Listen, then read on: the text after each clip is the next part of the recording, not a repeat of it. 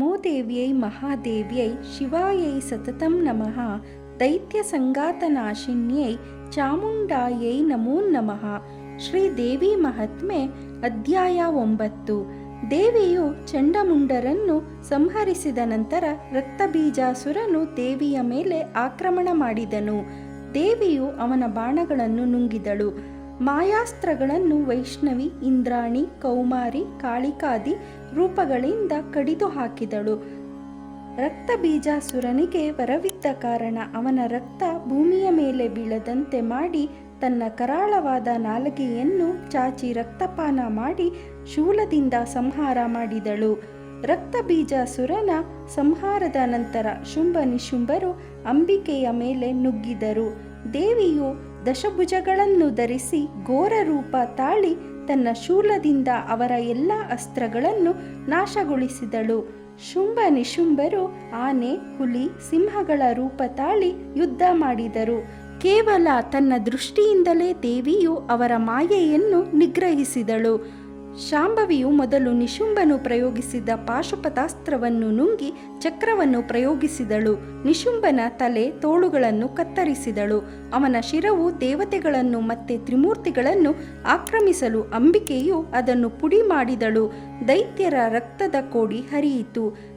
ತನ್ನ ತಮ್ಮನ ಸಾವಿನಿಂದ ಕುಪಿತನಾದ ಶುಂಭಾಸುರನು ರೋಷದಿಂದ ದೇವಿಯ ಮೇಲೆ ಬಾಣಗಳ ಮಳೆಗೆರೆದನು. ಶುಂಭನು ಶಕ್ತ್ಯಾಯುಧವನ್ನು ಪ್ರಯೋಗಿಸಿದನು. ಮಹಾದೇವಿಯು ಅದನ್ನು ಸುದರ್ಶನ ಚಕ್ರದಿಂದ ತುಂಡಿರಿಸಿದಳು. ಅವನ ಸೈನ್ಯ ಸಾರಥಿ ರಥಗಳನ್ನು ನಾಶಪಡಿಸಲು ಅವನು ಮುದ್ಗರ, ಶೂಲ, ಕೋಮರಾದಿ ಆಯುಧಗಳನ್ನು ಎಸೆದನು. ದೇವಿಯು ಈ ಆಯುಧಗಳನ್ನು ವಿಫಲಗೊಳಿಸಿ ಶೂಲದಿಂದ ಶುಂಭಾಸುರನನ್ನು ಸಂಹರಿಸಿದಳು. ದೇವತೆಗಳು ಶುಂಭ ನಿಶುಂಭ ವಧೆಯಿಂದ ಹರ್ಷಿತರಾಗಿ ಜಯಕಾರ ಮಾಡಿ ಪುಷ್ಪವೃಷ್ಟಿಗರೆದರು. ಸಕಲ ದೇವತೆಗಳೂ ಪರಮ ಭಕ್ತಿಯಿಂದ ನಾರಾಯಣಿ ದೇವಿಯನ್ನು ಸ್ತೋತ್ರ ಮಾಡಿದರು.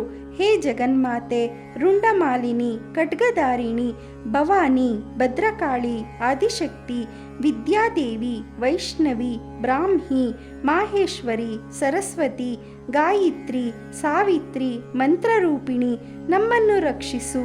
ತಾಯಿ, ನಿನ್ನಿಂದ ಸಕಲ ದೈತ್ಯರು ಸಂಹೃತರಾಗಿ ಈಗ ಶಾಂತಿ ಧರ್ಮ ನೆಲೆಸಿದೆ. ನಿನ್ನಿಂದ ಈ ಜಗತ್ತಿನ ಎಲ್ಲ ವ್ಯವಹಾರಗಳು ನಡೆದಿದೆ. ನಿನಗೆ ಅನಂತಾನಂತ ಪ್ರಣಾಮಗಳು. ನಮ್ಮನ್ನು ಸದಾ ಮಾತೆಯಂತೆ ಸಲಹು. ದೇವತೆಗಳ ಸ್ತೋತ್ರದಿಂದ ತುಷ್ಟಳಾದ ದೇವಿಯು ನಾನು 28ನೇ ಕಲಿಯುಗದಲ್ಲಿ ಯಶೋದೆಯ ಮಗಳಾಗಿ ಜನಿಸಿ ದೈತ್ಯರನ್ನು ಸಂಹರಿಸುವೆ. ಯಾರು ನನ್ನ ಮಹಿಮೆಯಾದ ಮಧುಕೈಟಭ, ಮಹಿಷ, ಶುಂಭ ನಿಶುಂಭಾದಿ ದೈತ್ಯ ಸಂಹಾರ, ಚಾಮುಂಡ, ಅಂಬಿಕಾ, ಪಾರ್ವತಿ ರೂಪ ಧ್ಯಾನ, ಅದ್ಭುತ ಶಕ್ತಿ ಪ್ರದರ್ಶನ ಮೊದಲಾದ ಕಥಾಶ್ರವಣವನ್ನು ಶ್ರದ್ಧೆ ಭಕ್ತಿಗಳಿಂದ ಪಠಿಸುವರೋ ಕೇಳುವರೋ ಅವರಿಗೆ ಭಯನಾಶ, ದಾರಿದ್ರ್ಯನಾಶ, ರೋಗಹರಣ, ಸರ್ವಾಭಿಷ್ಟ ಸಿದ್ಧಿಯಾಗುತ್ತದೆ. ಈ ದೇವಿ ಮಹಾತ್ಮೆಯನ್ನು ಅಷ್ಟಮಿ, ನವಮಿ, ಹುಣ್ಣಿಮೆ, ಅಮಾವಾಸ್ಯೆಗಳಂದು, ಶುಕ್ರವಾರ, ಮಂಗಳವಾರಗಳಂದು ಭಕ್ತಿಯಿಂದ ಪಠಿಸುವರೋ ಕೇಳುವರೋ ಅವರಿಗೆ ರಾಕ್ಷಸರ, ಪ್ರಾಣಿಗಳ, ಭೂತ ಪಿಶಾಚಗಳ ಬಾಧೆ ಇರುವುದಿಲ್ಲ ಎಂದು ಆಶೀರ್ವದಿಸಿದರು. ದೇವಿ ಮಹಾತ್ಮೆಯ ಪಾರಾಯಣದಿಂದ ಸುಖಭೋಜನ, ಕಾರ್ಯಸಿದ್ಧಿ, ಧನಲಾಭ, ದುಸ್ವಪ್ನನಾಶ ಮೊದಲಾದ ಫಲಗಳುಂಟಾಗುತ್ತವೆ. ಹೀಗೆ ದೇವಿಯು ಸಕಲ ಜೀವಿಗಳಿಗೂ ಅನುಗ್ರಹ ಮಾಡಿದಳು ಎಂಬಲ್ಲಿಗೆ ಭಗವಾನ್ ಶಂಕರನು ನಂದಿಗೆ ಹೇಳಿದ ದೇವಿ ಮಹಾತ್ಮೆಯ 9ನೇ ಅಧ್ಯಾಯವು ಮುಕ್ತಾಯವಾಯಿತು.